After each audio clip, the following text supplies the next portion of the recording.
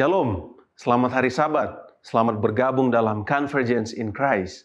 Umat Tuhan sekalian, dimanapun Anda berada, Sabat ini kita akan diberkati melalui lagu-lagu pujian, pelayanan perorangan, diskusi pelajaran sekolah Sabat, acara rumah tangga, dan khotbah yang nantinya akan dibawakan oleh hamba Tuhan, Pendeta Roni Neman, MTH.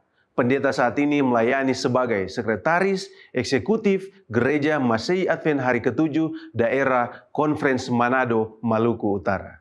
Untuk membuka ibadah kita, mari kita puji nama Tuhan dengan menyanyikan lagu yang akan dipimpin oleh Praise Team. Berilah padaku Alkitab yang suci yang menyegarkan segenap jiwaku dan menyatakan Yesus sudah mati untuk tebus dan selamatkan aku. Berilah padaku Alkitab yang suci, lampu yang terangi seluruh jalanku. Isinya syarat Taurat kasih janji yang pimpin aku dalam hidupku. Berilah padaku Alkitab yang suci, waktu hatiku takut dan susah. Bersabdalah di saat ku bersedih, yang memberikan sukacita surga. Berilah padaku Alkitab yang suci, lampu yang terangi seluruh jalanku. Isinya syarat Taurat kasih janji yang pimpin aku dalam hidupku. Berilah padaku Alkitab yang suci, yang meringankan langkah kakiku, yang hindarkan cobaan dunia ini, dan tiap hari terangi jalanku. Berilah padaku Alkitab yang suci, lampu yang terangi seluruh jalanku. Isinya syarat Taurat kasih janji yang pimpin aku dalam hidupku. Berilah padaku Alkitab yang suci, yang tunjukkan jalan kehidupan, yang terangi jalan ke negeri yang suci, tempat tinggalnya umat tebusan. Berilah padaku Alkitab yang suci, lampu yang terangi seluruh jalanku. Isinya syarat Taurat kasih janji yang pimpin aku dalam hidupku. Ayat hafalan kita di Sabat ini terdapat dalam kitab Amsal pasalnya yang ke-22 ayatnya yang ke-7. Orang kaya menguasai orang miskin, yang berhutang menjadi budak dari yang menghutangi. Mari kita berdoa. Segala puji dan syukur kami naikkan ke hadirat-Mu ya Tuhan, karena begitu besar cinta kasih-Mu kepada kami semua, di mana penyertaan Tuhan kami boleh rasakan sepanjang 6 hari dalam segala aktivitas pekerjaan kami. Kami boleh tiba di hari Sabat Tuhan yang suci ini dengan tidak kurang satu apapun juga. Kami sedia untuk memulaikan acara rumah tangga, sekolah Sabat, dan pelayanan perorangan. Biarlah Engkau menuntun acara ini Tuhan, sehingga boleh berakhir dengan tidak kurang satu apapun juga. Kami serahkan seluruh rangkaian acara ini hanya ke dalam tangan Tuhan. Ini doa kami di dalam nama Tuhan Yesus. Kami sudah berdoa dan mengucap syukur selalu. Haleluya. Amin. Shalom, selamat hari Sabat. Pada hari Sabat yang suci ini, berapa banyak menurut penelitian setiap keluarga, ya, atau menurut penelitian saudara-saudara, berapa banyak lagi anggota gereja yang dewasa membaca Alkitab? Saudara-saudara, hari ini banyak dari anggota gereja, orang-orang yang mengaku Kristen, tidak mencintai lagi untuk membaca Alkitab. Kalau orang dewasa, suami istri, jarang membaca Alkitabnya untuk kebutuhan rohaninya, bagaimana dengan anak-anak? Dengan maraknya game online, ya, saya tidak tahu nama-nama game itu. Tapi yang saya tahu, game online sekarang ini telah mendominasi. Mereka telah menguasai anak-anak kita. Bahkan, maaf kata, sampai dalam gereja pun mereka main game. Kenapa? Oleh karena cinta terhadap membaca Alkitab sudah mulai berkurang. Saya teringat di dalam Amsal 19, firman Tuhan mencatat, ya. Dia bilang, dengarlah nasihat dan terimalah didikan. Kalau dalam bahasa Inggris versi New King James, dia menggunakan kata receive instruction.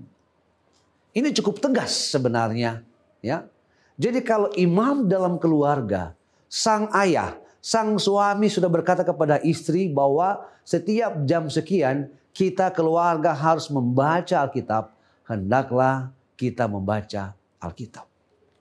Karena ada begitu banyak hari ini tantangan-tantangan yang dialami oleh keluarga dan anak-anak kita oleh karena kita mengabaikan atau tidak ada waktu untuk membaca Alkitab.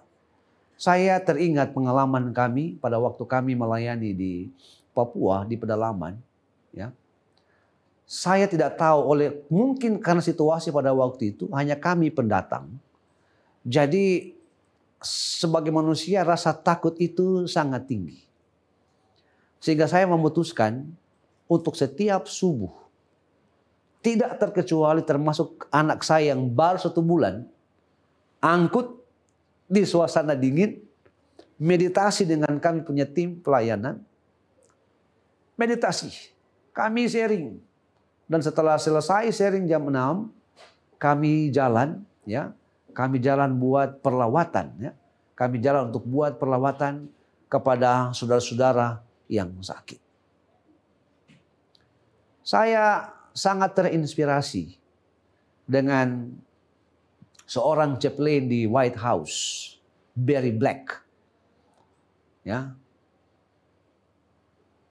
Barry Black ini adalah boleh dikata orang yang biasa-biasa, orang yang miskin, tapi mamanya mewajibkan dia, bahkan memaksa kepada Barry Black pada waktu dia masih SD untuk menghafal kitab Amsal setiap hari. Bahkan kalau dia mau main pun harus hafal ayat dulu, baru bisa dapat izin main. Dan puji Tuhan, kalau saudara bisa kenal dia sekarang, dia adalah seorang chaplain di White House, Barry Black, mendapat 2 gelar doktor dari Harvard University. Kenapa dia mendapat berkat demikian? Oleh karena dia telah memulainya dengan mengandalkan Tuhan, merenungkan firman Tuhan. Umat-umat Tuhan yang diberkati sebagai orang Kristen, jangan pernah mengabaikan untuk merenungkan atau membaca Alkitabmu. Setiap hari. Kalaupun setiap hari saudara tidak bisa, buatlah 1 minggu 3 kali. At least saudara punya waktu untuk mengatur dengan keluarga, untuk membaca Alkitab, sehingga keluarga kita diberkati. Kiranya nasihat firman Tuhan pada pagi ini akan memberikan kekuatan kepada semua kita, termasuk saya dan keluarga saya, untuk tetap mencintai firman Tuhan, merenungkannya itu siang dan malam, sehingga dimanapun kita berada, kita akan menjadi keluarga-keluarga yang memberikan berkat kepada orang lain. Tuhan memberkati. Kami Cornelius Media. Dan puji Tuhan kita boleh kembali mempelajari pelajaran yang kelima dengan judul Menangani Hutang. Kami senang oleh karena banyak yang diberkati dengan tayangan ini. Dan kami percaya tayangan ini tidak akan menggantikan buku sekolah Sabat yang ada di rumah Anda, tetapi justru memberikan semangat di dalam membaca dan mempelajarinya. Dan saya Pendeta Felix Gosal ditemani dengan Pendeta Widodo Purwanto, kami akan memberikan pendalaman pelajaran sekolah Sabat pekan ini. Tetapi sebelum kita lanjutkan, mari kita awali dengan doa. Mari kita berdoa. Bapa kami yang bertata di dalam kerajaan surga, kami bersyukur dan berterima kasih oleh karena pada saat ini kami boleh menyaksikan pelajaran sekolah Sabat. Dan kami percaya Tuhan akan menuntun kami dengan kuasa Roh Kudus, sehingga kami dapat memahami, diberikan pengertian untuk melihat kehendak Tuhan dalam kehidupan kami, khususnya dalam menangani hutang. Kami berdoa kiranya Tuhan akan memberikan kami hikmat, sehingga bukan saja kami memahami, tetapi kami melakukan, mengaplikasikan hal ini dalam kehidupan kami. Inilah doa kami Tuhan, di dalam nama Yesus kami berdoa. Amin. Baiklah saudara-saudara, seperti biasa tayangan kita terbagi dalam 4 bagian, yaitu kita akan melihat dasar-dasar Alkitabiah, dan kemudian yang kedua kita akan melihat pemahaman ayat inti, dan hal yang ketiga kita akan mendalami pelajaran pekan ini, dan pada bagian akhir, bagian yang keempat kita akan melihat aplikasi dari pelajaran kita. Nah, yang pertama mari kita lihat apa dasar firman Tuhan dari pelajaran sekolah sahabat kita yang kelima ini. Nah, saudara-saudara, di dalam pelajaran sekolah sahabat kita yang kelima ini disinggung di dalam Ulangan pasal 28 ayat 1 dan 2 dan juga ayatnya yang ke-12. Nah, kalau kita lihat Ulangan pasal 28 ini adalah ajakan Tuhan untuk setia pada perintah atau kesetiaan pada perintah-perintah Tuhan.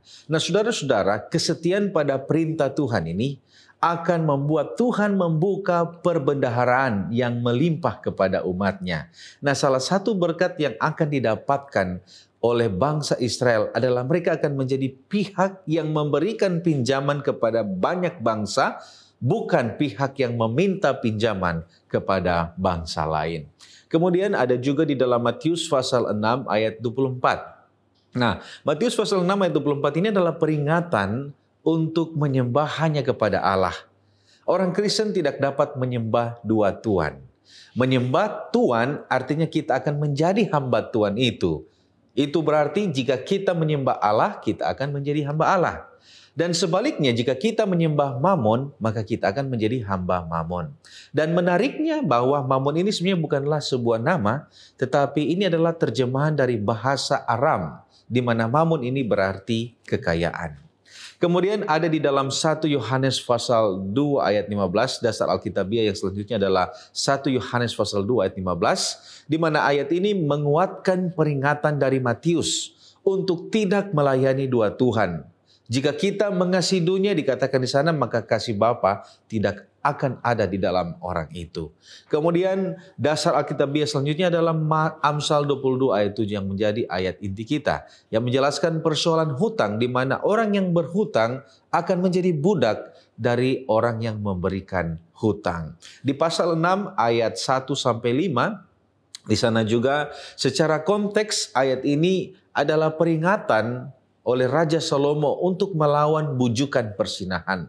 Nah, Raja Salomo menekankan di sana jika kata-kata pencobaan yang diberikan kepada kita itu manis dan halus di telinga, tetapi pada akhirnya itu akan membawa kepada kepahitan dan penyesalan. Nah, penulis sekolah sahabat kita menghubungkan hal ini dengan bagaimana kita menangani hutang, dan kata-kata ini digunakan di dalam konteks hutang agar kita harus berhati-hati, terutama dalam bentuk skema jaminan atau investasi yang menawarkan agar kita cepat kaya. Dan kata-kata mereka itu seperti manis di telinga, ya halus di telinga, tetapi pada akhirnya kita akan menghadapi kepahitan dan penyesalan.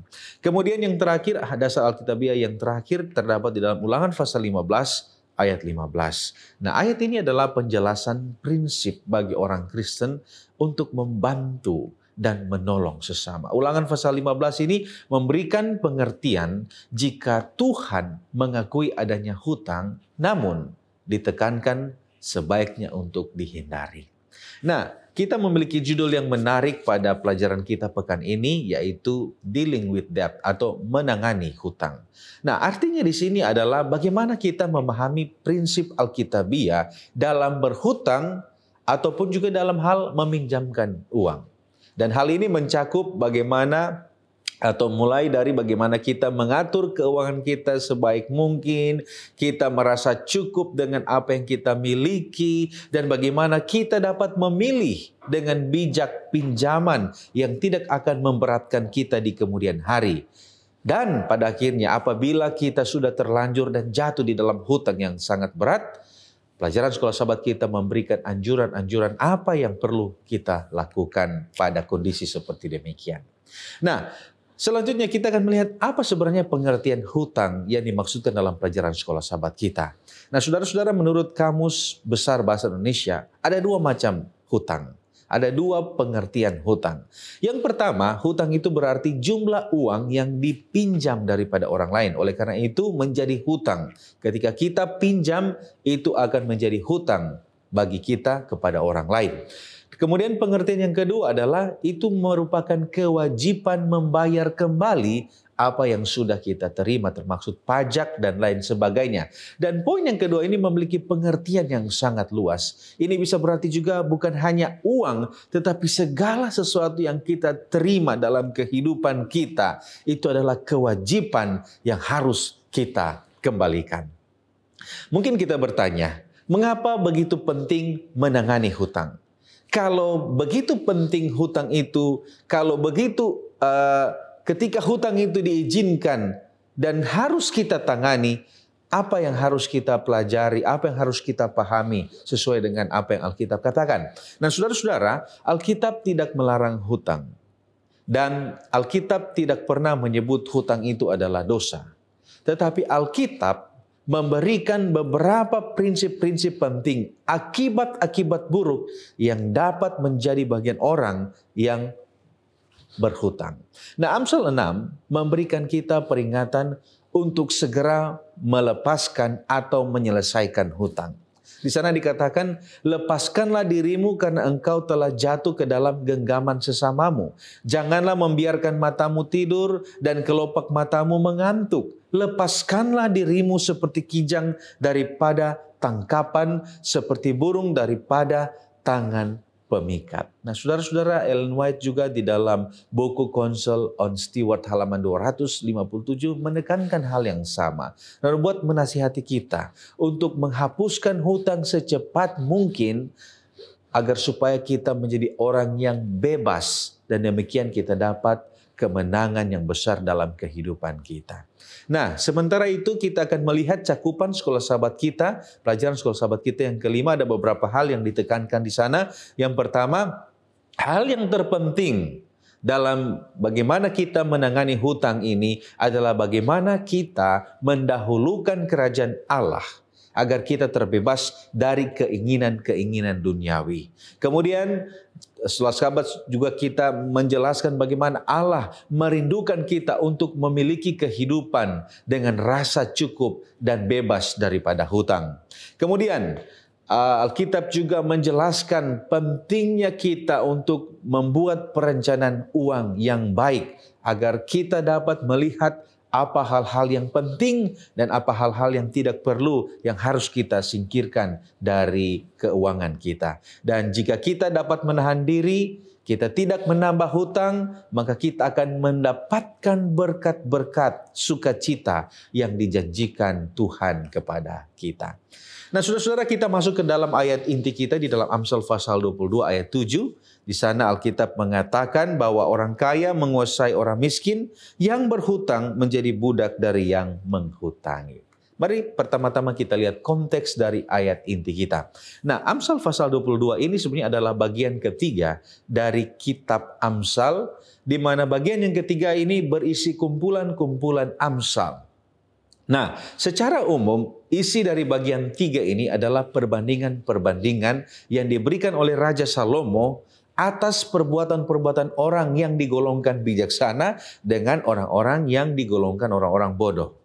Nah, kita lihat di sana dikatakan orang kaya menguasai orang miskin. Apa maksudnya dari kata-kata ini? Apa pengertian dari kata-kata ini? Nah, saudara, informasi yang kita terima dari ayat ini sebenarnya ini adalah praktek yang umum terjadi di kalangan orang Israel, di kalangan masyarakat Israel, di mana pada saat itu sering sekali terjadi orang miskin, mereka akan datang kepada orang yang kaya dan mereka meminjam uang mereka memiliki utang kepada orang-orang kaya. Jadi ini sebenarnya Raja Salomo sementara membicarakan hal yang umum yang sering terjadi di kalangan orang Israel pada saat itu. Kemudian di sana juga dikatakan yang berhutang menjadi budak dari yang menghutangi. Nah, dalam banyak kasus orang-orang miskin yang pergi kepada orang kaya dan memiliki hutang kepada mereka, banyak kasus terjadi mereka tidak dapat membayar hutang mereka. Dan apa yang terjadi?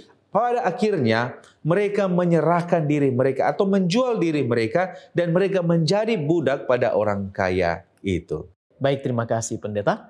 Pembahasan sekolah sahabat kita lebih banyak berfokus kepada utang dan penanganannya. Nah, apa bahaya dan pentingnya berutang? Baik bagi pribadi yang berkekurangan kebutuhan hidup maupun bagi pengusaha yang akan memulaikan usahanya. Walaupun secara eksplisit Alkitab tidak melarang berutang atau bisa dikatakan diperbolehkan dan hal itu bukan dosa. Namun Alkitab mengajarkan agar sebisa mungkin untuk menghindari yang namanya utang. Nyonya White dalam buku Counsels on Stewardship halaman 272 mengatakan hindari utang seperti menghindari penyakit kusta. Mengapa? Karena dengan berutang kita sedang menempatkan diri kita dalam suatu perbudakan finansial. Terikat dengan kewajiban dan akan terus berada di bawah kendali atau bisa jadi di bawah tekanan dari orang yang meminjamkannya. Dan ini tentunya tidak diinginkan oleh Allah.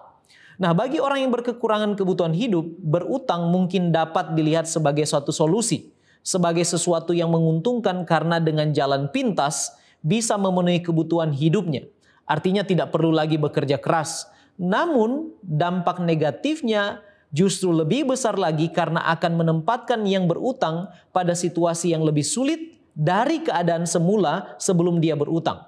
Setelah berutang, selain dia berpikir untuk bagaimana mencukupi kebutuhan hidup, dia juga harus berpikir memenuhi kewajiban untuk membayar utangnya. Dan situasi ini bisa mengakibatkan hidupnya digerogoti baik secara finansial, fisik, mental, sosial maupun spiritual. Nah, saya mau sarankan gantinya berutang, orang yang berkekurangan kebutuhan hidup harus mencukupi diri, hidup sederhana dengan apa yang ada padanya dan tentu harus bekerja lebih keras lagi sambil terus berdoa dan imani bahwa Tuhan sekali-kali tidak akan pernah meninggalkan engkau dan membiarkan engkau. Sementara itu bagi pelaku bisnis yang ingin memulaikan usahanya, dengan perhitungan yang matang, utang bisa menjadi bagian yang penting untuk menjadi kapital atau modal yang menguntungkan. Ada dana segar untuk memulaikan bisnisnya. Namun demikian bahkan dengan perhitungan yang tepat pun utang masih membawa resikonya dalam hidup maupun usaha. Karena terikat dengan tanggung jawab untuk membayar cicilan atau untuk melunasi utangnya. Ingat Yakobus pasal 4 ayat yang ke-13 dan 14 bagian A katakan, "Jadi sekarang hai kamu yang berkata, hari ini atau besok kami berangkat ke kota Anu, dan di sana kami akan tinggal setahun dan berdagang serta mendapat untung. Sedang kamu tidak tahu apa yang akan terjadi besok." Artinya bila sesuatu yang tidak diinginkan terjadi, maka utang akan memiliki dampak yang negatif, yang sangat serius dalam jangka waktu yang panjang ke depan, baik bagi orang yang bersangkutan yang berutang, bisa terjadi stres atau bisa di blacklist, juga bagi keluarga dan orang lain di sekitarnya. Nah, apa yang harus kita ingat kalau kita ingin berutang? Paling tidak ada 6 hal yang saya ingin bagikan. Yang pertama harus menjaga agar tetap dalam batasan-batasan kemampuan. Nyonya White mengatakan dalam buku Counsels on Stewardship 272, tetaplah ada di dalam batasan-batasan kemampuan kita. Jangan sampai bunganya terlalu tinggi dan tidak bisa kita capai. Yang kedua, ingat kita harus mampu membayar lunas. Kita punya kemampuan untuk membayar utang itu. Lukas pasal 12 ayat 59. "Aku berkata kepadamu, engkau tidak akan keluar dari sana sebelum engkau membayar hutangmu sampai lunas." Yang ketiga, lakukan perhitungan yang matang dan tepat. Artinya jumlah utang sesuai dengan kemampuan membayar installment atau angsurannya. Jangan sampai melebihi. Yang keempat, hutang untuk kebutuhan pokok atau usaha atau investasi dan hanya boleh dilakukan untuk hal-hal yang betul-betul urgent atau diperlukan. Yang kelima, pastikan ada penghasilan. Sebab tanpa ada penghasilan pasti sulit untuk melunasi utang. Ada penghasilan untuk membayar dan mengembalikan apa yang dipinjam. Dan yang keenam, Nyonya White sarankan, lunasi utang sesegera mungkin. Jadi 6 hal ini yang perlu kita ingat. Nah, apa bisa berutang untuk membeli barang mewah meskipun kita sanggup membayar kembali atau kembalikan utang itu? Roh nubuat selalu mengingatkan bahwa kita bertanggung jawab kepada Allah untuk apa yang kita lakukan dengan uang kita. Sebab itu sebenarnya bukanlah milik kita sendiri. Segala sesuatu adalah milik Allah yang dipercayakan kepada kita. Kita ini hanya penata layan saja. Dan kita harus waspada, Nyonya White katakan dalam buku The Review and Herald 19 Desember 1893, waspada dan tidak membiarkan diri kita mengeluarkan uang untuk hal-hal yang tidak perlu dan hanya untuk dipajang saja. Kita tidak boleh membiarkan diri menuruti selera yang membawa kita pada pola kebiasaan dunia dan merampok perbendaharaan Tuhan. Membiarkan jiwa terbuka terhadap penggodaan yang ganas dan jatuh pada tipu muslihat setan. Nyonya White teruskan dalam buku Early Writings halaman 267. Menggunakan uang yang sebenarnya bukanlah milik kita adalah pintu gerbang bagi umat Tuhan untuk menjadi tamak dan cinta akan harta duniawi sebagai sifat yang menguasai karakter mereka. Dan selama sifat-sifat ini menguasai kehidupan umat Tuhan, maka keselamatan dan kasih karunia akan tetap tertahan di belakang dan tidak akan berkembang dalam kehidupan seorang Kristen. Nah, bagaimana bila berutang untuk pekerjaan Tuhan seperti membangun gereja, organisasi, dan lain sebagainya? Dalam sejarah gereja Advent ada beberapa kali pionir gereja kita, Mrs. White, meminjam uang atau berutang dengan tujuan membantu memuliakan sebuah rumah sakit atau sekolah. Namun dalam melakukan hal ini berutang, dia telah secara cermat dan hati-hati membuat perhitungan apakah dia sanggup melunasinya atau tidak. Dalam buku Mrs. White's Indebtedness halaman 97 dikatakan di sana, kadang-kadang Tuhan telah menempatkan bahwa kita harus memiliki properti-properti di tempat-tempat tertentu di mana kita perlu mendapatkan jalan masuk untuk membawa pekabaran 3 malaikat. Sehubungan dengan ini, berulang kali di tahun-tahun yang lalu Tuhan telah menguji iman kami dengan membuka jalan bagi kami untuk mengamankan tempat-tempat yang memiliki keuntungan yang harganya jauh di bawah nilai sebenarnya pada saat kami tidak punya uang cash di tangan. Pada saat-saat seperti itu, menghadapi situasi meminjam uang dengan bunga dan maju selaras dengan perintah ilahi yang meminta kami, ini kesaksian Nyonya White, untuk maju tetap dalam iman. Artinya dia mengadakan pinjaman. Jadi dengan demikian, meminjam dengan cermat, penuh perhitungan dapat membawa keberhasilan juga pada pekerjaan Tuhan asalkan diperhitungkan dengan iman.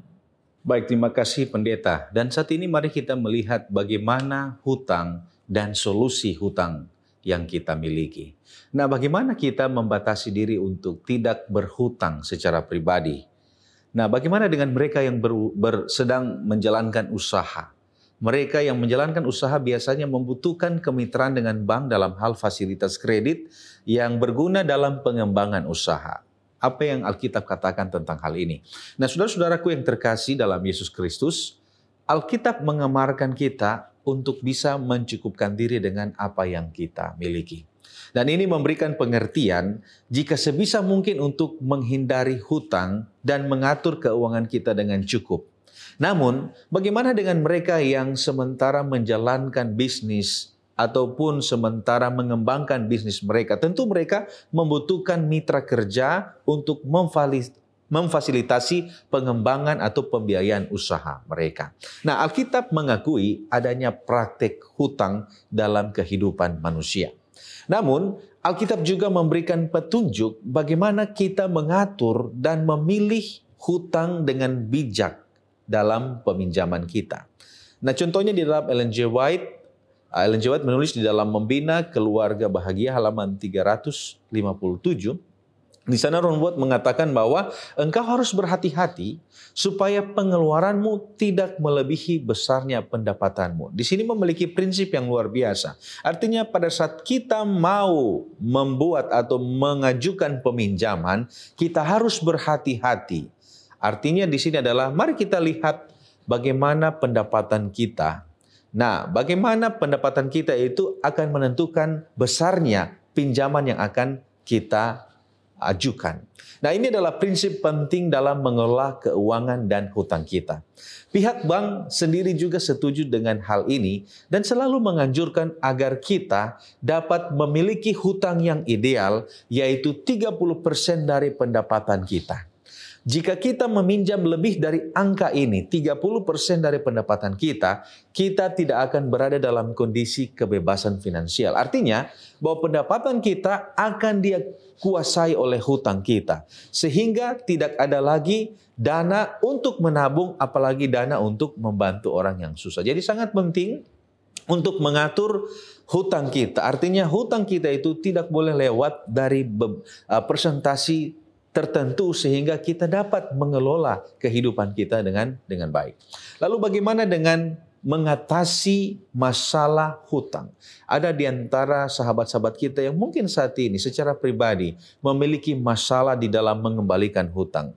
Apa yang kita harus perhatikan? Nah, saudara-saudara, ada beberapa langkah yang rindu saya bagikan kepada saudara-saudara. Paling sedikit ada 6 langkah yang dapat kita lakukan agar kita keluar dari hutang. Yang pertama, saudara-saudara harus membuat perjanjian dengan Allah.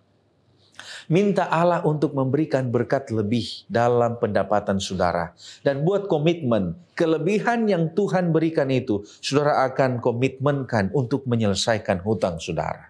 Itu yang pertama. Minta perjanjian dengan Tuhan. Buat perjanjian agar Tuhan menolong saudara dengan berkat yang lebih. Dan berkat itu saudara akan selesaikan hutang. Yang kedua, buat komitmen untuk setia dan jujur di dalam mengembalikan persepuluhan dan memberikan persembahan. Ini sangat penting. Pada saat kita mendahulukan Tuhan, maka Tuhan akan memberikan apa yang kita butuhkan dalam kehidupan kita. Kemudian hal yang ketiga, mulai untuk hidup hemat. Kalau kita memiliki hutang, ada baiknya kita untuk memulaikan kehidupan yang hemat. Dan kemudian kita akan melihat hal-hal yang tidak perlu. Kita singkirkan semua pengeluaran-pengeluaran yang tidak penting. Nah, caranya bagaimana? Itu adalah poin yang keempat. Poin yang keempat, bagaimana kita tahu ini pengeluaran penting, ini pengeluaran yang tidak penting? Kita harus membuat anggaran belanja bulanan. Kita melihat kembali apa yang harus kita keluarkan yang menurut kita itu adalah kebutuhan dan mana yang sepertinya tidak perlu kita buat dalam anggaran belanja kita. Artinya tidak penting, tidak perlu kita keluarkan uang untuk hal itu. Nah, kemudian hal yang kelima ini penting, yaitu hindari penggunaan kartu kredit dalam masa menyelesaikan hutang. Kenapa? Kalau saudara menyelesaikan hutang, lalu saudara menghutang lagi dari tempat yang lain, itu tidak akan pernah menyelesaikan masalah. Dan yang keenam, Ellen G. White mengatakan di dalam Council on Steward, secepatnya bila dapat kita lakukan, selesaikan hutang kita secepat mungkin. Ya, itu sangat membantu kita agar kita boleh hidup dengan bebas, hidup dengan melihat berkat-berkat Tuhan dengan sukacita dalam kehidupan kita. Nah, bagaimana dengan konsep pemberi jaminan? Ada kalanya ketika teman kita meminjam sesuatu dari bank, kita kemudian dimintakan menjadi penjamin. Nah, apakah dapat kita menjadi penjamin jika seseorang itu meminjam uang? Nah, saudara-saudara, pelajaran hari Rabu, pelajaran sekolah sahabat kita sangat jelas melarang hal ini. Kenapa? Oleh karena penelitian menunjukkan bahwa 75% mereka yang menjadi penjamin akhirnya berakhir dengan mereka yang membayar hutang tersebut. Nah, ini dikuatkan dengan ayat di dalam Amsal pasal 22 ayat 26. Di sana jelas Alkitab mengatakan, jangan engkau termaksud orang yang membuat persetujuan dan yang menjadi penanggung hutang. Jadi Alkitab dengan jelas melarang kita untuk menjadi penjamin atas hutang orang lain terhadap orang lain.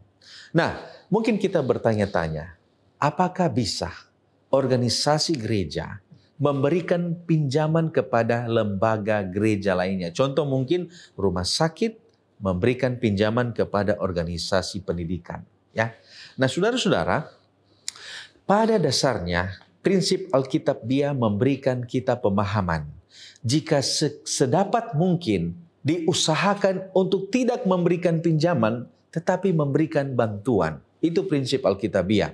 Nah, saya pribadi belum pernah mendapatkan atau belum pernah membaca penjelasan dari working policy dari organisasi mengenai hal ini. Tetapi kalau kita membuka sebuah website yaitu www.adventisteducator.org, di sana ditunjukkan ada beberapa aturan yang perlu dipahami pada saat kita memberikan pinjaman. Nah, saat ini saya akan bagikan ada 5 peraturan yang penting ketika kita akan memberikan pinjaman. Yang pertama, hendaknya itu harus dilakukan dengan cara yang transparan dan manusiawi. Artinya, pada saat kita memberikan pinjaman itu ada terjadi transparansi, dan yang kedua itu harus dilakukan secara manusiawi. Yang kedua, harus ada persetujuan yang jelas. Ada terms and condition and terms. Ya, harus terjadi dengan jelas. Persetujuannya dilakukan dengan jelas, ditandatangani oleh kedua pihak, kapan harus dilunasi, jangka waktu, dan ada kondisi-kondisi tertentu yang harus diperhatikan di dalam persetujuan tersebut. Kemudian hal yang ketiga adalah jangan mengingkari janji. Pada saat meminjamkan uang, pihak yang mendapatkan pinjaman harus mengingat akan persetujuan itu dan sedapat mungkin untuk menyelesaikan pinjaman itu tepat pada waktunya sehingga tidak akan menjadi hutang. Kemudian yang keempat, jangan meminjam berkali-kali atau berulang-ulang. Mungkin pada saat ini meminjam, kemudian di tahun yang berikut lagi meminjam lagi, di tahun yang berikut lagi meminjam. Ini menunjukkan betapa kita tidak dapat mengatur keuangan kita dengan baik. Artinya di sini jangan kita mengajukan peminjaman berkali-kali atau berulang-ulang. Dan yang kelima, jangan membuat pinjaman itu membuat atau merusak hubungan dan integritas kita. Artinya ketika peminjaman itu terjadi, mengakibatkan rusaknya hubungan atau integritas dari kedua belah pihak, sehingga awalnya mereka adalah orang yang setia, tetapi oleh karena uang atau peminjaman tersebut, salah satu di antara mereka akhirnya tidak menjadi orang yang tidak setia. Baik, terima kasih pendeta. Nah, apa bisa kalau kita sangat memerlukan kebutuhan hidup, memohon bantuan atau pinjam dari gereja? Istilah meminjam bagi saya agaknya kurang begitu tepat. Sebab ini hubungannya dengan anggota gereja yang membutuhkan, karena memang sudah semestinya gereja menjadi sebuah lingkungan yang positif bagi semua anggota gereja. Bukan hanya menjalankan misi menjangkau keluar, namun juga menjangkau ke dalam dan memperhatikan khususnya anggota-anggota yang sedang dalam pergumulan dan yang sangat-sangat membutuhkan bantuan. Ingat Galatia pasal 6 ayat 2 mengatakan, bertolong-tolonglah menanggung bebanmu, demikianlah kamu memenuhi hukum Kristus. Kemudian amaran yang sangat tegas dan keras di dalam 1 Timotius pasal 5 ayat 8. Tetapi jika ada seorang yang tidak memeliharakan sanak saudaranya, apalagi seisi rumahnya, orang itu murtad, dan firman Tuhan katakan lebih buruk dari orang yang tidak beriman.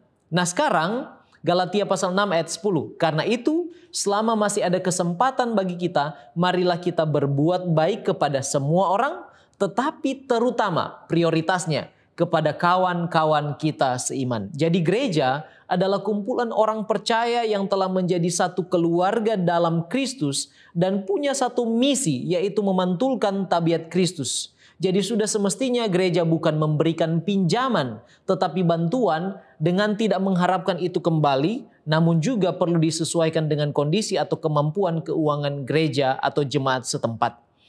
Sebab kalau memberikan pinjaman, maka hubungannya pasti akan kacau. Pasti akan membuat hubungan dan lingkungan di dalam gereja itu tidak kondusif lagi, tidak sehat lagi. Dan itu tidak diinginkan oleh gereja maupun anggota-anggota komunitas yang ada di dalamnya.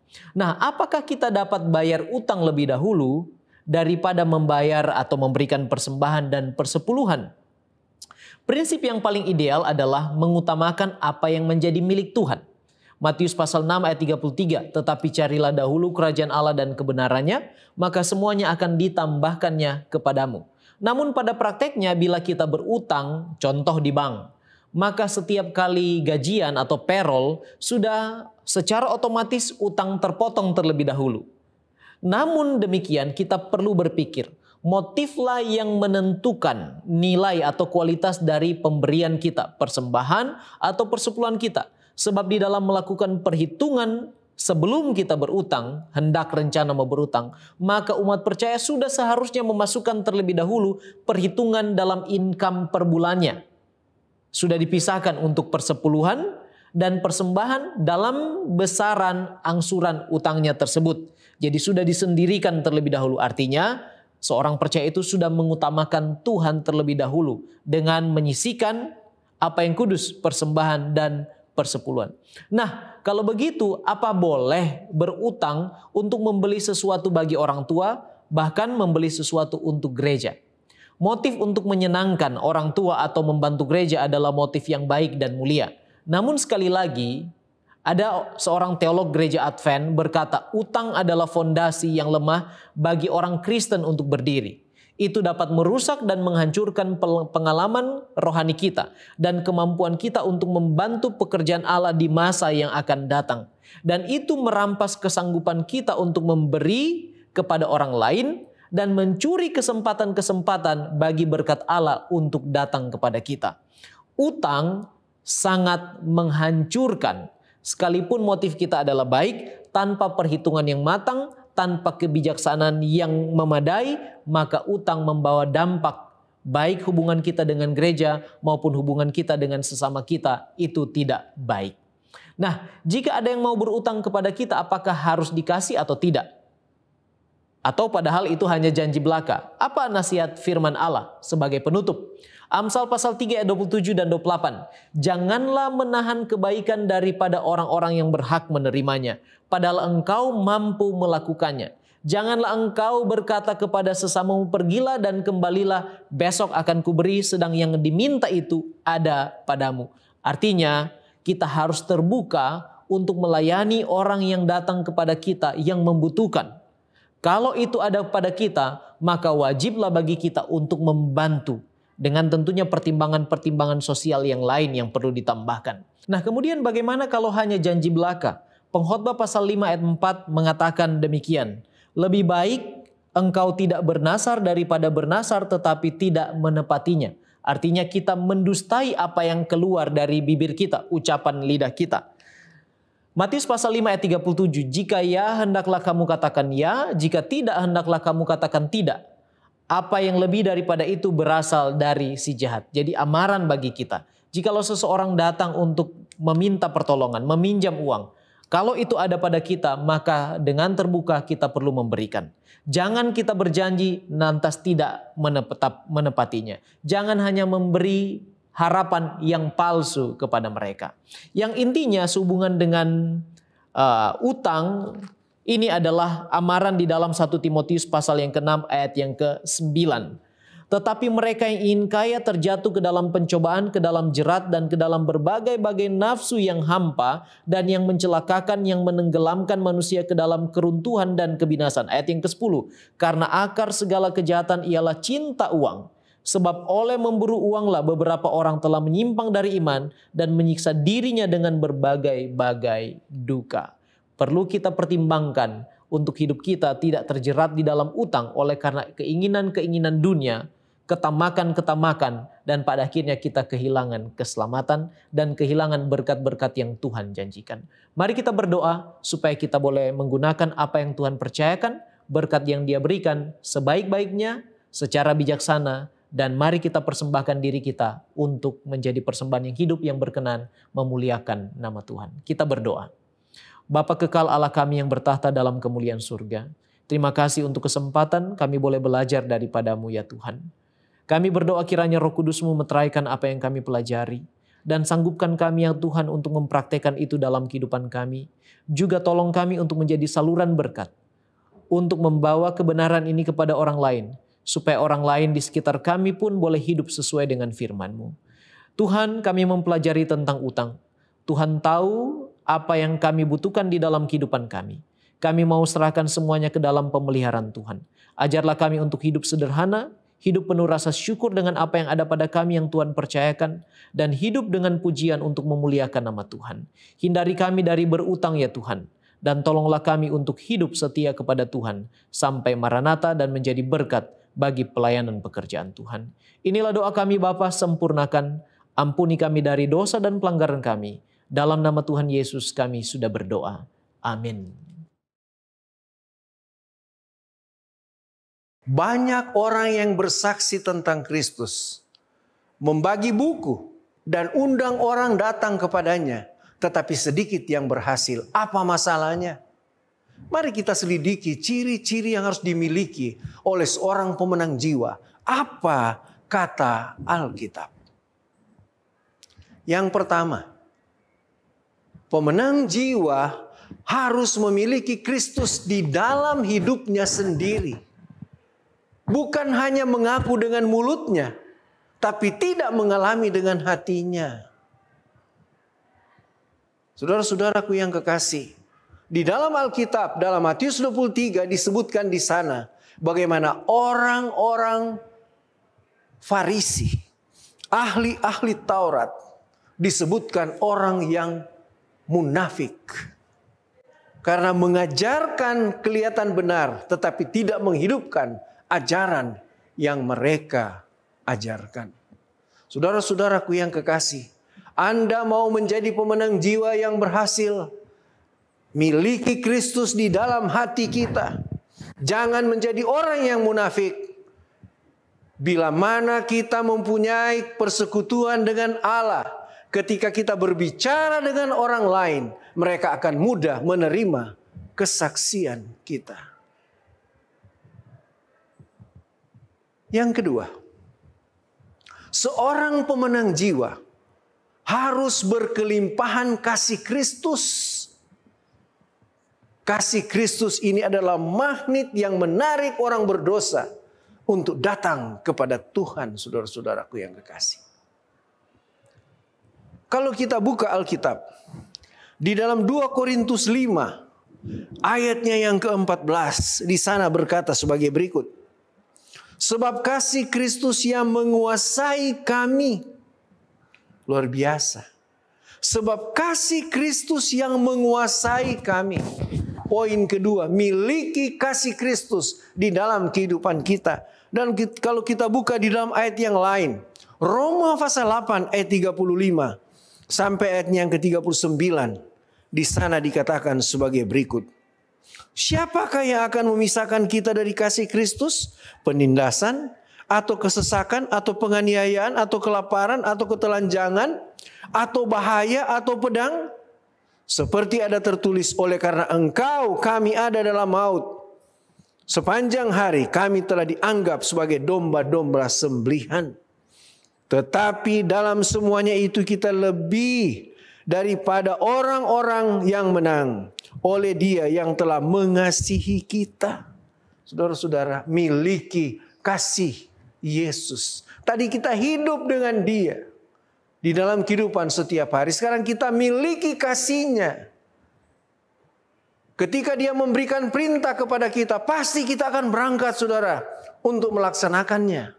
Perintah Tuhan di dalam Markus 16 ayat 16, pergilah kamu ke seluruh bumi, kabarkan Injil kepada segala makhluk. Begitupun dalam Matius 28, Lukas 24, Kisah Para Rasul 1. Saudara-saudara, kita diminta memiliki kasih-Nya sehingga kita mampu menjalankan tugas ini. Yang ketiga, seorang pemenang jiwa harus mempunyai hikmat Allah. Orang yang memenangkan jiwa adalah orang yang bijaksana, mempunyai hikmat Allah. Saudara-saudara, lebih gampang mencari keuntungan uang, memenangkan piala atau merebut suatu rekor dalam dunia ini, tetapi sukar sekali untuk memenangkan satu jiwa. Pekerjaan ini hanya dapat dilakukan dengan berhasil oleh orang-orang yang mempunyai hikmat Allah. Mari kita buka ayat Alkitab. 1 Korintus 1 ayatnya yang ke-30. 1 Korintus 1 ayatnya yang ke-30. Di sana berkata sebagai berikut.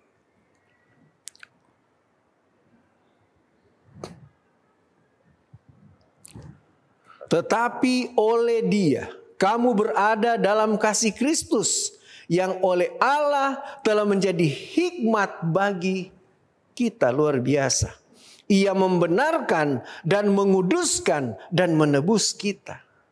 Jadi saudara-saudara, poin yang ketiga penting sekali. Miliki hikmat, miliki kebijaksanaan. Nah, bagaimana ini dapat terjadi? Saudara-saudaraku yang kekasih, Tuhan berjanji akan memberi hikmat secukupnya kepada kita bila kita mau berdoa dengan iman, saudara-saudara. Kita boleh buka itu dalam Yakobus 1 ayat 5 sampai ayat yang ke-7. Saudara boleh buka Alkitab saudara. Dan poin yang keempat, poin yang terakhir. Seorang pemenang jiwa harus selalu waspada dan rajin dalam pelayanan pekerjaan Tuhan. Orang yang mau memenangkan jiwa harus melayani pekerjaan Tuhan.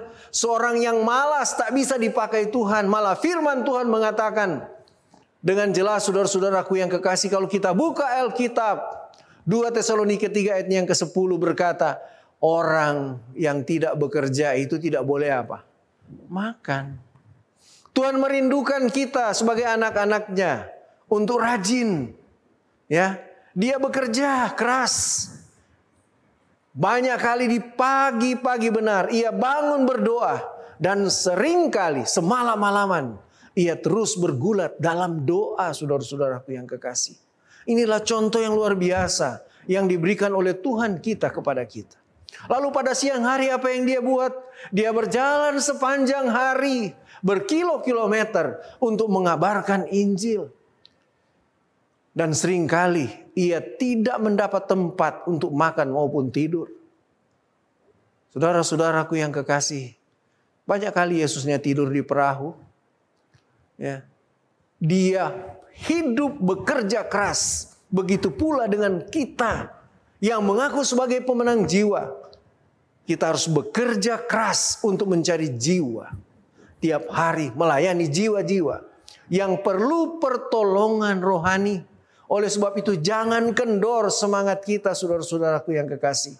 Mari kita buka ayat Alkitab Roma 12 ayatnya yang ke-11.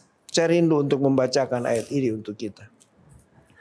Roma 12 ayatnya yang ke-11 berkata begini. Janganlah hendaknya kerajinanmu kendor. Biarlah rohmu menyala-nyala dan layanilah Tuhan. Bersukacitalah dalam pengharapan, sabarlah dalam kesesakan, dan bertekunlah dalam doa. Ayat yang ke-12.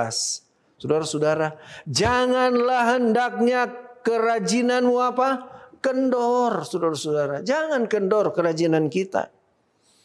Biarlah rohmu menyala-nyala dan layanilah Tuhan.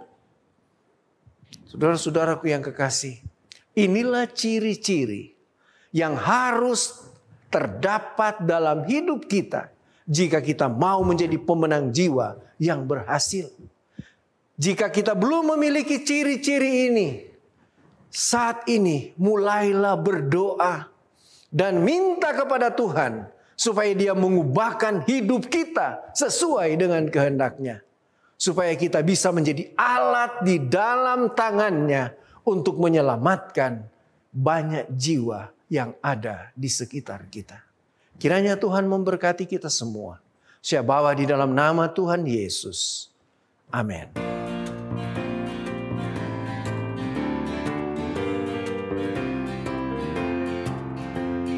Mari kita kerja bagi Tuhan, kerja dengan hati yang senang.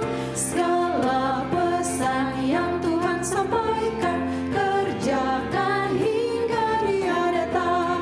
Kerja baginya dengan gembira,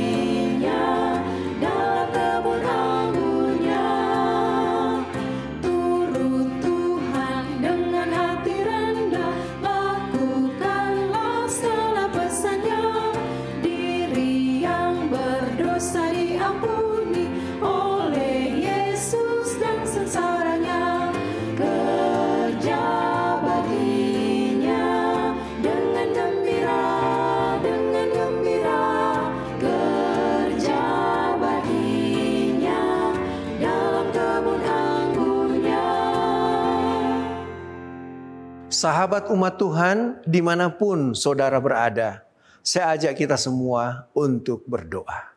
Mari berdoa. Bapa kami yang berdiam di takhta kemuliaan sorga, kami bersyukur, kami berterima kasih oleh karena campur tangan-Mu, sehingga acara keluarga, acara sekolah sabat, dan pelayanan perorangan boleh terlaksana dengan baik.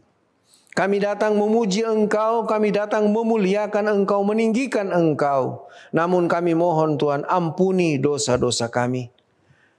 Biarlah semua acara yang telah kami lewati ini akan menjadi berkat di dalam kehidupan kami, sehingga kami akan menjadi anak-anak-Mu yang benar-benar setia mengandalkan Engkau di dalam kehidupan kami sambil menantikan kedatangan-Mu pada kali yang kedua. Terima kasih Tuhan, Engkau mau dengarkan permohonan kami. Sempurnakan permohonan ini. Jawablah sesuai kemurahan-Mu, karena kami sudah berdoa hanya di dalam nama Tuhan Yesus yang telah menjadi penebus dan juru selamat kami yang hidup. Haleluya. Amin.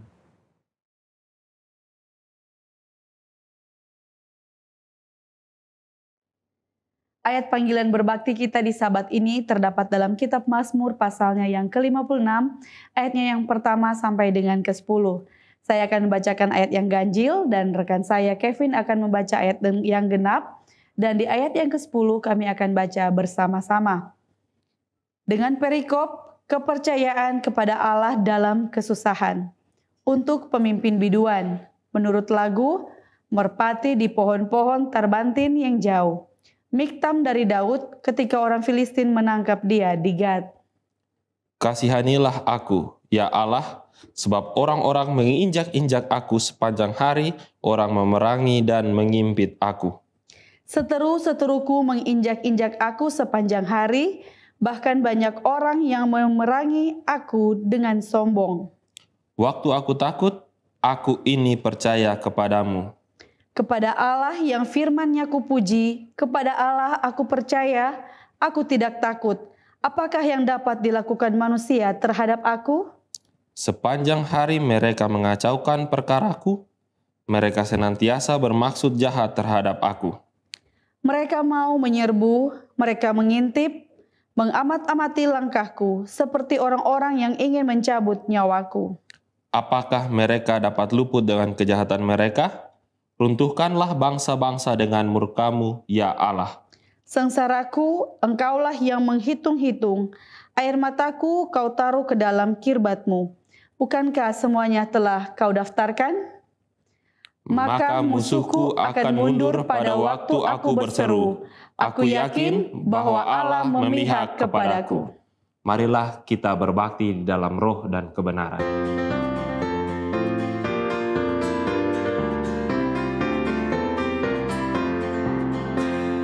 Dengan lonceng surga amat meriah, karena pulang jiwa yang sesat. Bapa mau berjumpa dengan mulianya dan menyambut anak yang penat. Puji Tuhan, malaikat nyanyi, puji Tuhan bunyi kecapi. Segenap tentara surga sorak berseru, menyanyi pujian yang merdu. Dengan lonceng surga indah suaranya, karena pertobatan yang sungguh. Tuhan mengampuni orang berdosa dan menjadi jiwa yang baru. Puji Tuhan, malaikat nyanyi, puji Tuhan bunyi kecapi. Segenap tentara surga sorak berseru, menyanyi pujian yang merdu. Dengan lonceng surga pesta digelar, semua malaikat bergembira. Masyurkanlah Yesus, sabda yang benar, telah lahir jiwa yang indah. Puji Tuhan, malaikat nyanyi, puji Tuhan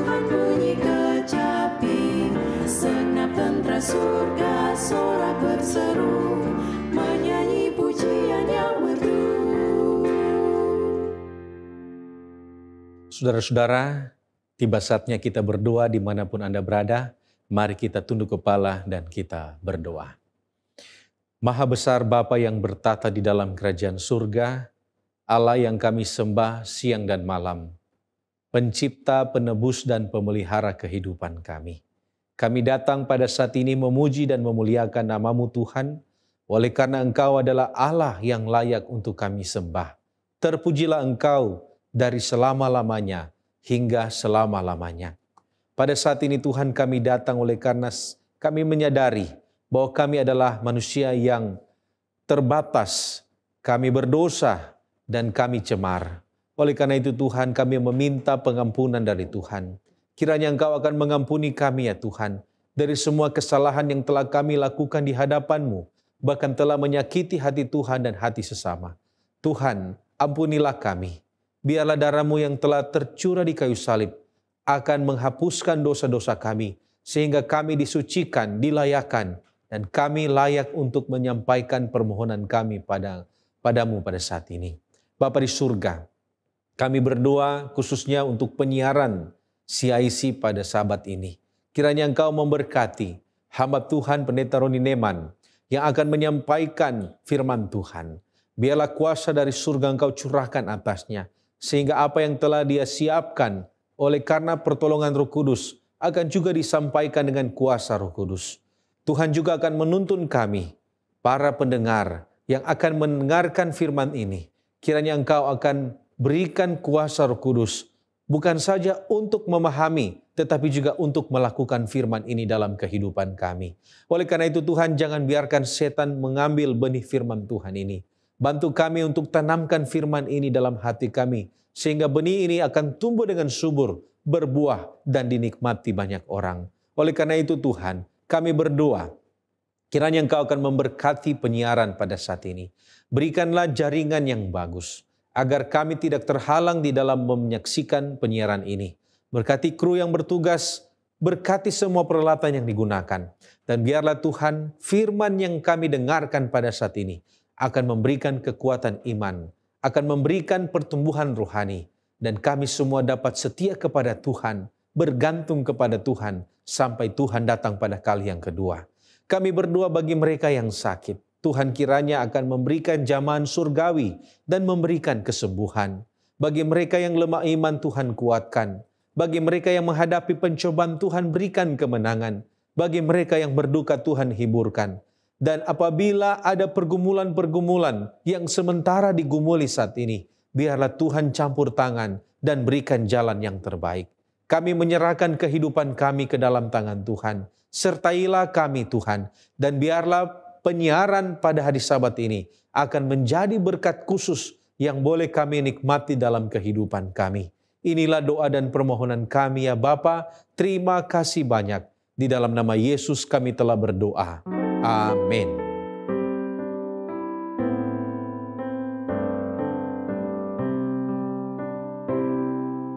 Jadilah Tuhan kehendak-Mu, Engkaulah Khalik, aku debu. Jadikan aku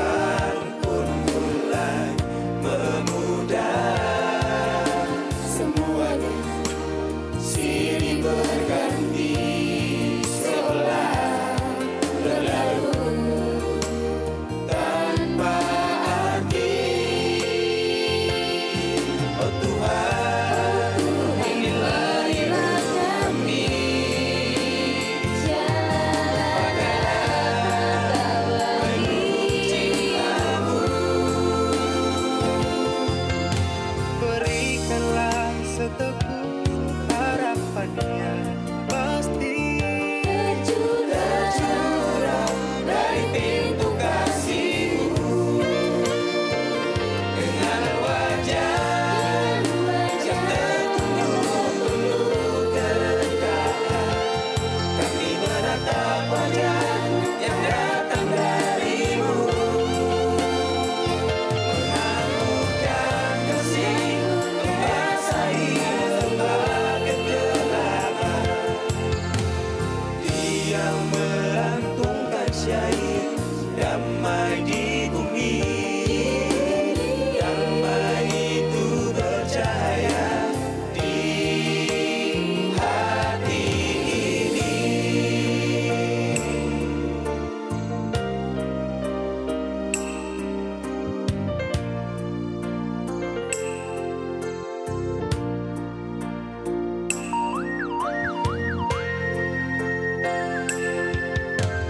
Ketika semilir angin bawa damai sejahtera,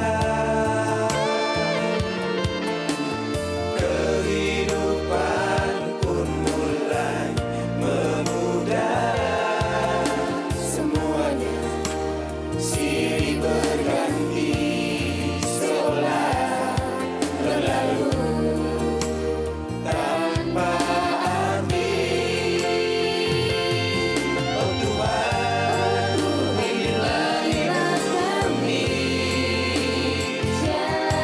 Pakailah penuh cinta-Mu. Berikanlah seteguh harapan yang pasti Tercurah dari pintu kasih-Mu dengan wajah yang tertunduk penuh kerendahan. Kami menatap wajah yang datang dari-Mu, mengamukan kasih membasahi lembah kegelapan. Dia melantungkan syair damai di bumi, damai itu bercahaya di hati ini. ada damai di hati kita. Ada damai di hati kita.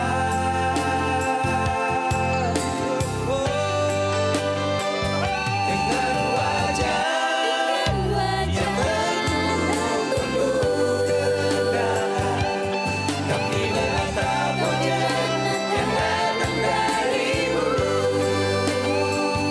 mengamukan kasih membasahi lembah kegelapan. Dia melantungkan syair damai di bumi, damai itu bercahaya di hati ini.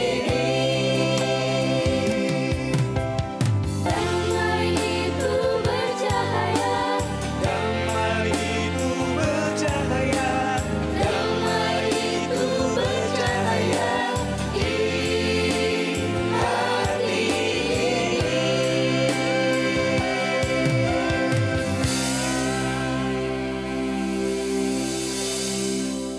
Ayat tema kita di Sabat ini terdapat dalam kitab Roma pasalnya yang ke-8, ayatnya yang ke-29. Sebab semua orang yang dipilihnya dari semula, mereka juga ditentukannya dari semula untuk menjadi serupa dengan gambar anaknya, supaya ia, anaknya itu, menjadi yang sulung di antara banyak saudara.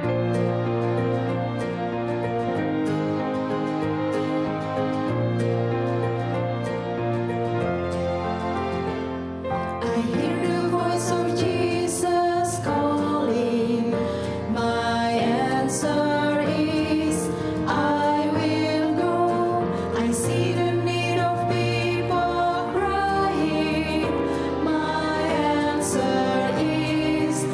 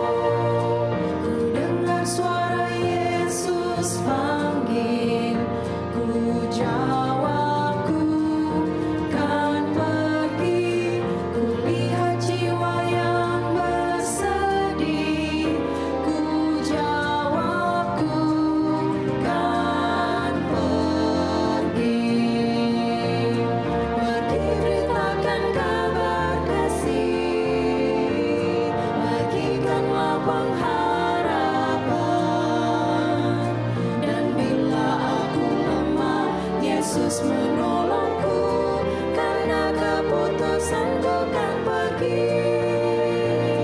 Because I have decided I will go.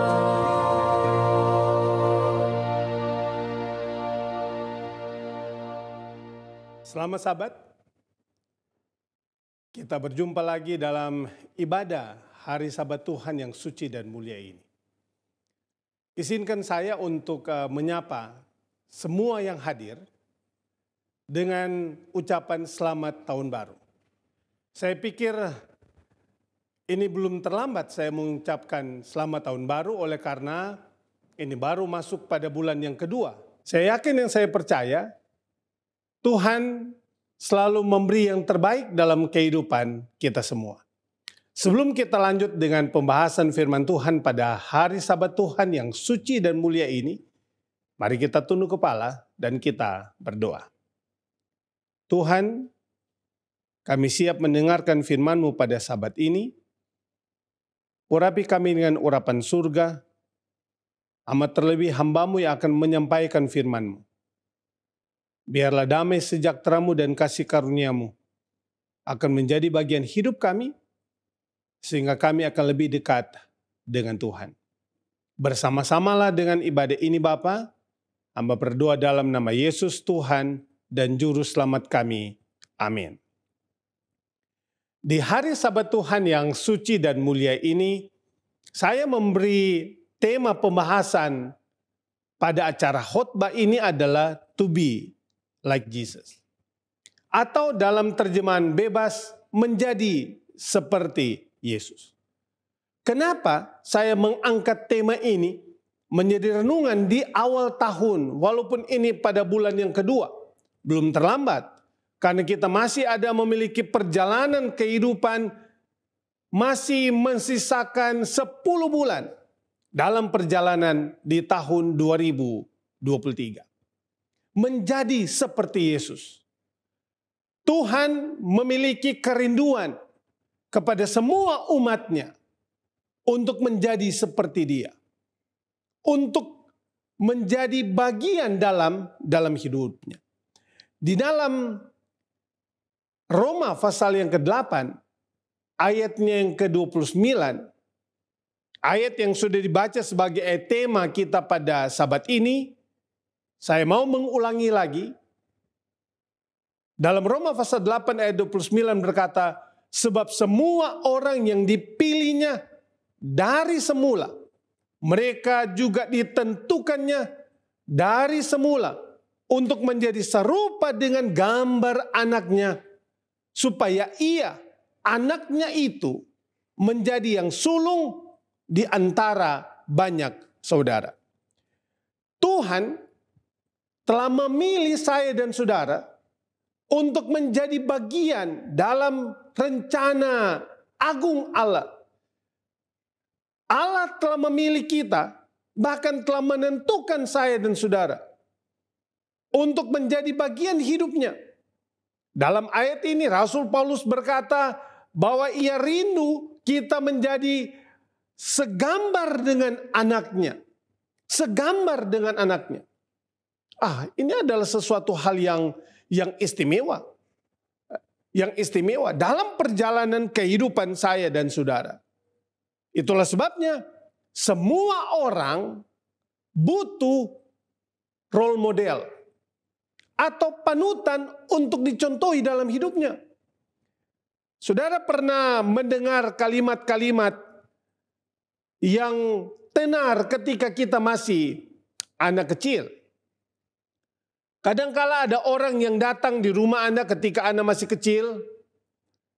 Kalimat ini seringkali ditanya, nanti kalau sudah besar kau mau menjadi apa? Ini kalimat yang biasa. Yang biasa ditanyakan.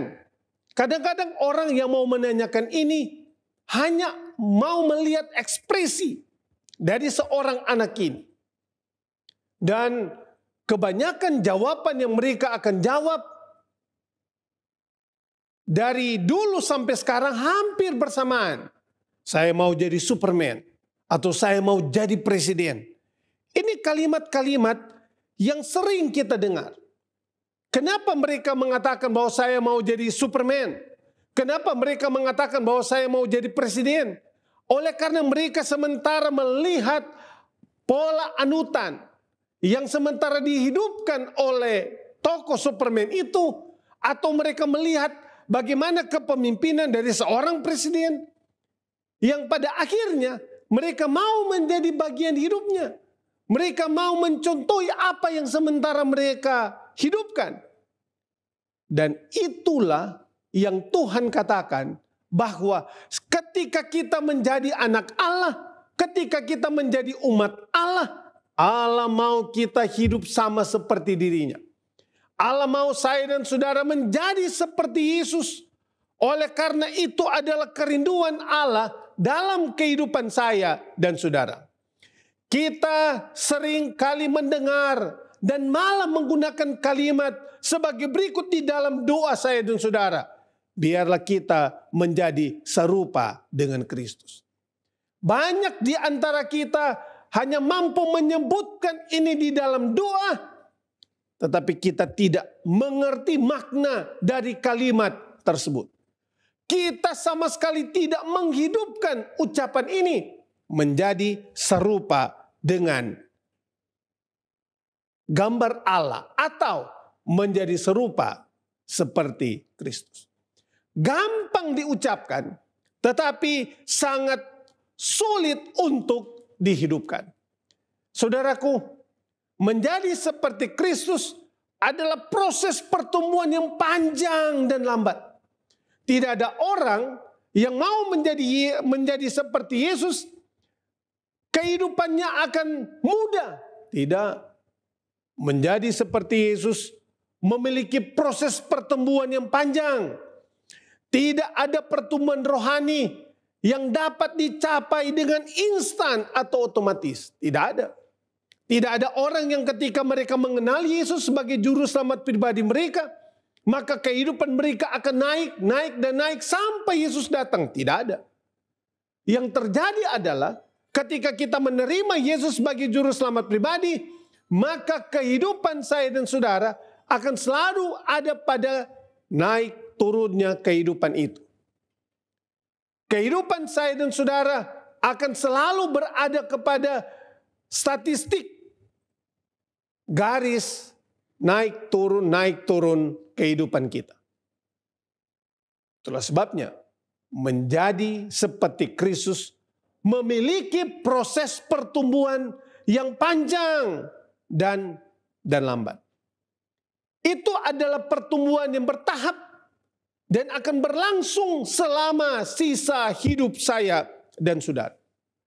Ketika kita hidup di dunia ini, ketika kita menjadi bagian umat Allah, ketika kita menyebut diri saya dan saudara adalah orang Kristen, maka ingat, pertumbuhan itu adalah bertahap. Pertumbuhan rohani yang saya dan saudara hidupkan sekarang ini adalah satu pertumbuhan yang bertahap. Dan ketika kita berada pada pertumbuhan yang bertahap, ingat, berlangsung selama sisa hidup Anda. Berlangsung selama sisa ketika Allah izinkan kita hidup di dunia ini. Saya tidak tahu berapa lama Allah izinkan saya hidup di dunia ini. Tetapi selama waktu yang diizinkan Tuhan, saya dan saudara hidup di dunia ini, maka Allah mau saya dan saudara menjadi seperti Kristus. Allah menginginkan kehidupan yang nampak. Menjadi serupa dengan Kristus adalah keinginan dari setiap orang percaya. Tetapi itu bukan saja keinginan manusia, tetapi itu merupakan kerinduan dari Tuhan dalam perjalanan kehidupan kita di dunia ini. Inilah realita kehidupan Kristen. Jika kita berkata bahwa saya ada di dalam Dia, maka kita wajib hidup sama seperti Kristus telah hidup. Kalau kita berkata bahwa saya ada di dalam Yesus, kalau saya berkata bahwa saya adalah pengikut Yesus, kalau saya berkata bahwa saya adalah umat Allah, umat Yesus itu sendiri, maka kita wajib hidup sama seperti apa yang telah dihidupkan Yesus dalam kehidupan dia di dunia ini. Di dalam 1 Yohanes pasal yang ketiga ayat yang ke-7 bagian B dia berkata, barang siapa yang berbuat kebenaran adalah benar, sama seperti Kristus adalah benar. Kalau kita mengaku sebagai orang Kristen, mengaku orang yang memelihara kebenaran, orang yang menghidupkan kebenaran, maka 1 Yohanes 3 ayat yang 7 bagian B, maka kita disebut benar karena Kristus juga adalah benar. Saudara yang kekasih dalam Yesus Kristus, Yesus adalah contoh yang mulia bagi kita. Ada di dalam Dia, yang bersekutu dengan Dia. Tidak ada contoh yang lain, tidak ada idola yang lain. Ketika kita mau hidup di dalam dunia ini, dalam perjalanan kita menuju kepada kerajaan surga, model, contoh kehidupan yang patut kita hidupkan adalah Yesus itu sendiri. Yesus itu sendiri, tidak ada model yang lain. Hanyalah Yesus yang mampu memberi yang terbaik dalam kehidupan saya dan saudara. Di dalam 1 Petrus 2 ayat yang ke-21 berkata, sebab untuk itulah kamu dipanggil, karena Kristus pun telah menderita untuk kamu dan telah meninggalkan teladan bagimu supaya kamu mengikuti jejak. Yesus telah datang ke dunia ini. Yesus telah hidup di dunia ini. Yesus telah mengalami semua penderitaan di dunia ini. Dan di akhir kehidupannya, dia muncul sebagai seorang pemenang. Dan dia telah meninggalkan teladan bagi saya dan saudara. Dia mampu melewati segala badai. Dia mampu melewati segala godaan. Dia mampu melewati segala rintangan. Dia telah meninggalkan teladan. Dan Yesus katakan, supaya saya dan saudara mengikuti jejak. Sebenarnya menjadi seorang Kristen dalam perjalanan kehidupan kita adalah sesuatu yang gampang. Kenapa gampang? Karena kita sudah ada role model. Aturan, model, panutan dalam kehidupan saya dan saudara. Dia itulah Yesus. Dia telah meninggalkan teladan. Ketika dia telah meninggalkan teladan, maka kita hanya mengikuti jejaknya. Kita akan tiba sesuai dengan apa yang Allah inginkan dalam kehidupan kita. Jejak yang ditinggalkan Tuhan kepada kita adalah bergantung terus-menerus kepada Bapa yang di surga. Karena bergantung kepada Bapa yang di surga akan melahirkan ketaatan dari bukti hubungan kita. Yesus mampu bertahan. Yesus mampu memberikan teladan. Dan Yesus mampu mengajak saya dan saudara untuk mengikuti jejaknya. Kenapa dia mampu memberikan teladan? Oleh karena ketergantungannya kepada Bapa di surga. Inilah kunci keberhasilan ketika kita mau menjadi seperti Yesus. To be like Jesus. Ketika kita mau menjadi seperti Yesus, Yesus telah menang. Dia telah memberikan teladan. Dia mengajak saya dan saudara untuk mengikuti jejaknya. Maka jejak yang ia buat adalah ketergantungan kepada Bapa yang di surga. 2 Petrus pasal yang pertama ayat yang ketiga dia berkata, karena kuasa ilahinya telah mengaruniakan kepada kita segala sesuatu yang berguna untuk hidup yang saleh oleh pengenalan kita akan Dia yang telah memanggil kita oleh kuasanya yang mulia dan ajaib. pengenalan kita akan Dia. Ketika kita mengenal siapa Yesus, ketika kita jadikan Yesus sebagai role model kehidupan saya dan saudara, dan kita kenal Dia, maka Allah telah mengaruniakan kekuatan dalam kehidupan dan kesalehan kita. Roh Kuduslah menjadi pribadi, membuat kehidupan Tuhan Yesus menjadi nyata di dalam kita. Itulah kehidupan Kristen yang sejati. Ketika kita kenal Yesus, ketika kita menjadikan Yesus sebagai contoh, ketika kita menjadikan Yesus sebagai role model kehidupan saya dan saudara, Roh Kudus ada dalam kehidupan kita.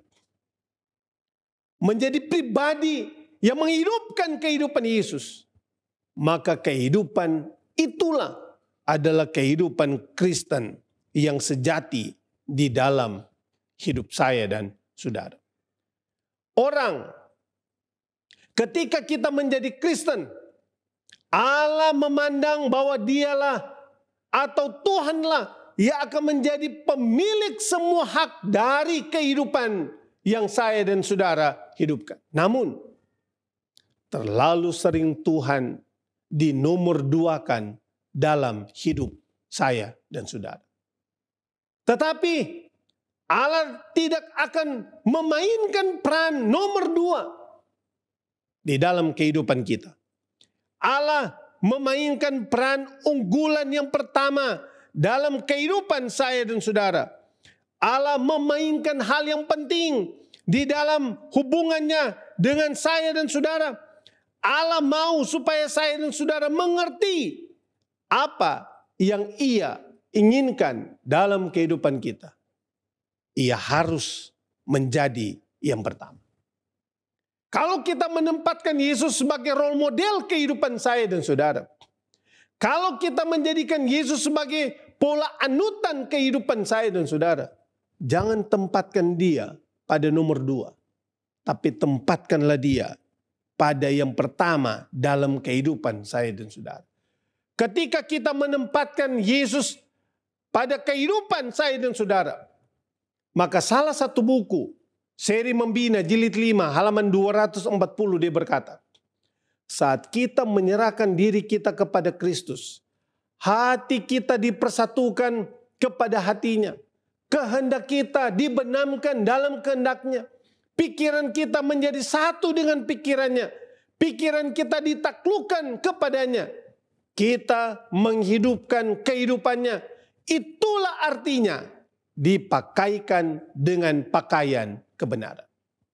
Ketika hati kita, ketika kehendak kita, ketika pikiran kita disatukan dengan pikiran Allah, maka kita akan menghidupkan satu kehidupan yang dicatat dalam buku ini. Dia berkata bahwa kita dipakaikan kebenaran Allah. Artinya Allah harus menjadi yang utama di dalam kehidupan saya dan saudara. Roma pasal 15 ayat 1 sampai ayat ketiga bagian A dia berkata, kita yang kuat wajib menanggung kelemahan orang yang tidak kuat, dan jangan kita mencari kesenangan kita sendiri. Setiap orang di antara kita harus mencari kesenangan sesama kita demi kebaikannya untuk membangunnya. Karena Kristus juga tidak mencari kesenangannya sendiri. Yesus adalah orang yang tidak cinta diri. Yesus adalah orang yang selalu mengutamakan kebutuhan orang lain. Dan Dia tahu siapa Dia, dan Dia tahu siapa umatnya.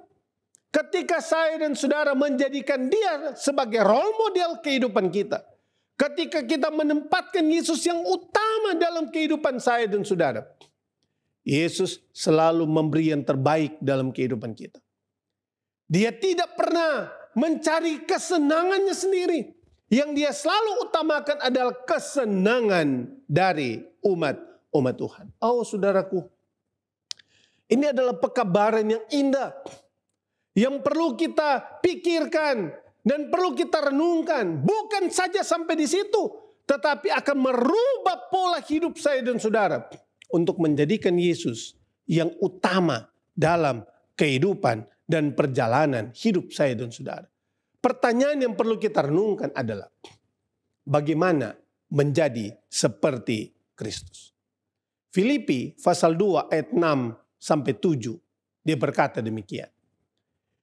Yang walaupun dalam rupa Allah tidak menganggap kesetaraan dengan Allah itu sebagai milik yang harus dipertahankan, melainkan telah mengosongkan dirinya sendiri dan mengambil rupa seorang hamba dan menjadi sama dengan manusia.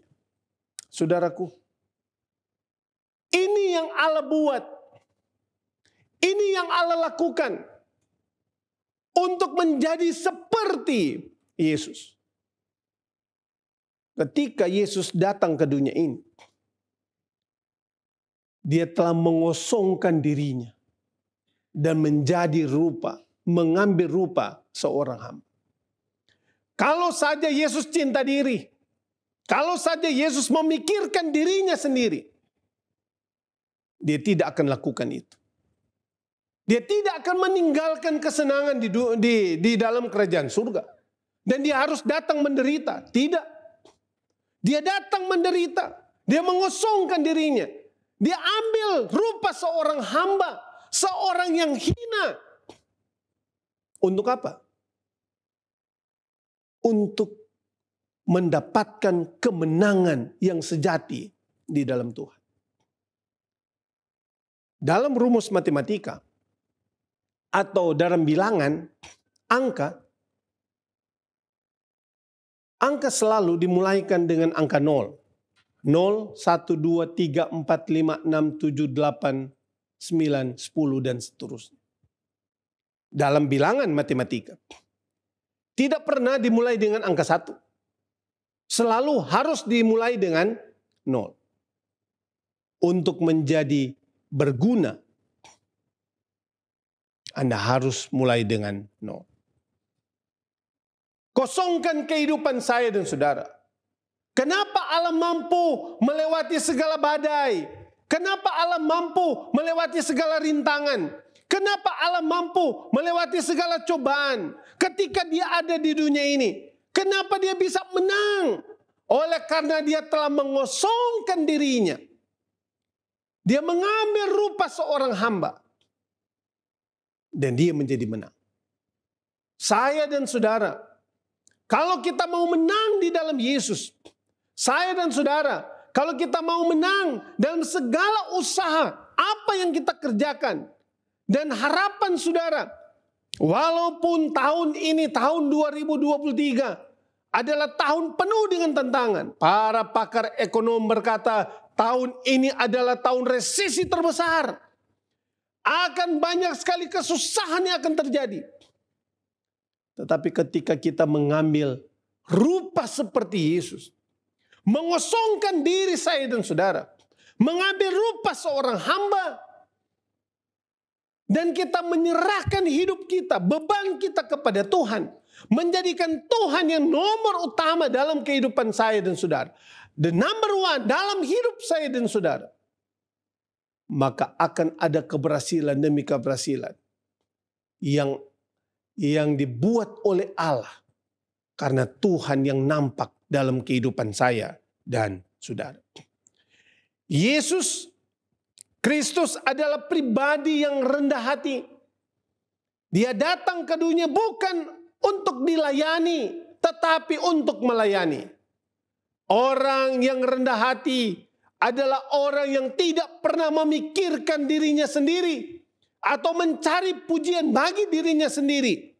Tetapi Filipi pasal 2 ayat 3 bagian B menganggap yang lain lebih utama daripada dirinya sendiri. Orang yang telah mengosongkan dirinya adalah orang yang tidak pernah memikirkan keuntungan bagi dirinya. Tetapi yang dia buat adalah dia lebih mengutamakan kepentingan orang lain dibanding kepentingan dirinya sendiri. To be like Jesus. Menjadi seperti Yesus Yesus mampu menang. Ingat sekali lagi, Yesus mampu menang karena dia telah mengosongkan dirinya dan mengambil rupa seorang hamba. Saya dan saudara mampu menang ketika kita mengosongkan diri saya dan saudara. Mengambil rupa seorang hamba. Mengosongkan dari segala ego saya dan saudara. Mengosongkan dari segala pikiran-pikiran jahat saya dan saudara. Mengosongkan dari segala hal yang bisa membawa saya dan saudara jauh daripada Tuhan. Kita kosongkan itu. Kita panggil Tuhan, isi kekosongan itu. Dan biarlah Tuhan yang nampak dalam kehidupan saya dan saudara. Dan kita mengutamakan orang lain. Maka Tuhan akan memberikan keberhasilan di dalam kehidupan saya dan saudara. Saudaraku, orang yang rendah hati adalah orang yang rela melayani sebagai seorang hamba.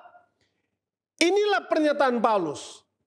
Demikianlah hendaknya orang memandang kamu sebagai hamba Kristus yang kepadanya dipercayakan rahasia Allah. Oh saudaraku yang kekasih, orang, kata Alkitab, orang yang telah memandang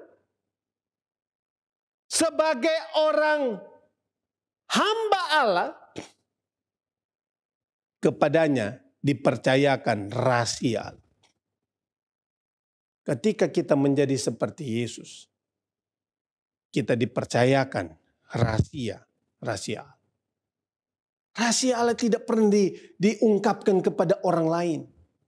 Rahasia Allah hanya dipercayakan kepada mereka yang telah mengosongkan dirinya. Rahasia Allah hanya dapat diberikan kepada orang yang telah menjadi hamba Kristus yang sejati. Artinya, ketika kita menempatkan Yesus yang utama, ketika kita menempatkan Yesus dalam kehidupan saya dan saudara, menjadi yang utama dari segala sesuatu, mengosongkan segala keegoan hati saya dan saudara, dan panggil Yesus tinggal, menjadi hamba Yesus yang sejati, maka Tuhan akan mempercayakan rahasia Allah, rahasia kemenangan, rahasia yang tersembunyi di tahun 2023 ini, diungkapkan oleh Allah dalam kehidupan saya dan saudara. Dan saya yakin kita akan menjadi seorang pemenang. Kita akan menjadi bagian hidup Yesus yang sejati. Dan apa yang Allah berikan, apa yang Allah rindukan dalam kehidupan saya dan saudara, menjadi orang yang bahagia dalam perjalanan hidup ini, Allah akan mempercayakan rahasia itu. Itulah sebabnya umat-umat Tuhan, mari kita datang dekat dengan Tuhan. Mari kita hampiri Tuhan. Mari kita jadikan Yesus yang utama dalam kehidupan kita. Dan biarlah kita merubah slogan hidup saya dan saudara. Kita akan mengatakan bahwa biarlah saya akan menjadi seperti Yesus. Sehingga rahasia Allah akan dipercayakan dalam kehidupan saya dan saudara. Kiranya Tuhan dapat memberkati kita. Saya bawa dalam nama Yesus. Amin.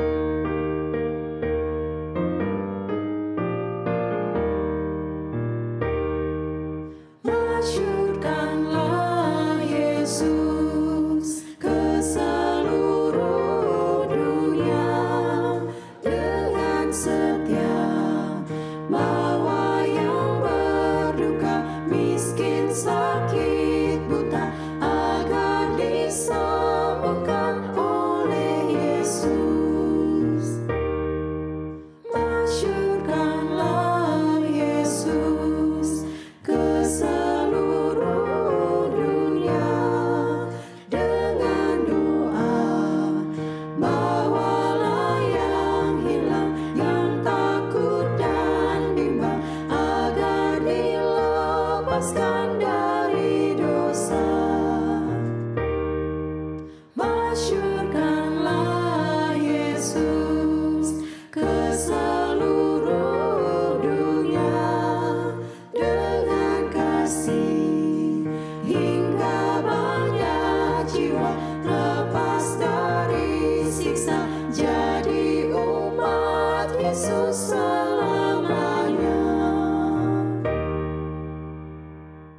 Mari kita tunduk kepala dan kita akan menutup semua rangkaian ibadah Sabat kita pada siang ini dengan doa. Mari kita berdoa. Bapa kami yang bertakhta dalam kerajaan surga, Bapa yang kami sembah siang dan malam, kami bersyukur, kami berterima kasih kepadamu. Engkau begitu baik dalam hidup kami. Semua rangkaian acara yang sudah kami buat sepanjang Sabat ini, biarlah itu dapat berguna dalam hidup kami untuk membawa kami lebih dekat dengan Tuhan. Biarlah damai sejahtera surga, biarlah kasih karunia Allah Bapa akan menyertai semua perjalanan hidup umat-umat Allah hari ini, besok sampai Engkau datang. Di dalam nama Yesus. Amin.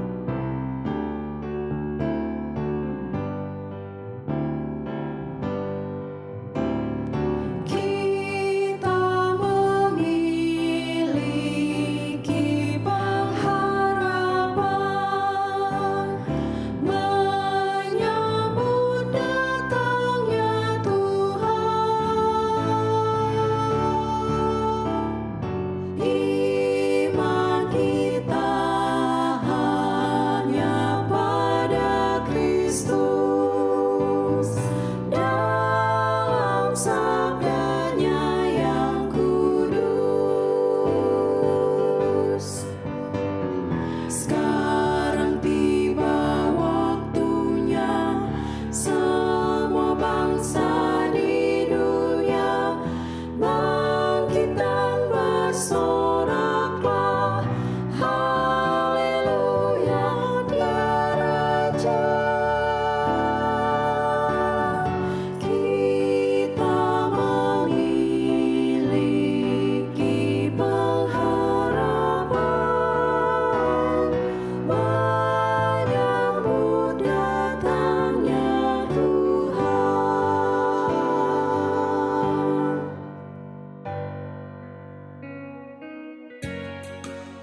Puji nama Tuhan, seluruh rangkaian ibadah kita Sabat hari ini telah selesai. Terima kasih untuk seluruh umat Tuhan yang telah beribadah bersama dengan kami. Kiranya berkat dari Tuhan menjadi bagian kita semua. Saya, Pendeta Calvin Lumowa, bersama dengan kru yang bertugas, pamit undur diri. Kita akan berjumpa minggu depan dalam program yang sama, Convergence in Christ, hanya di Cornelius Media, Bridge to the Truth. Oh,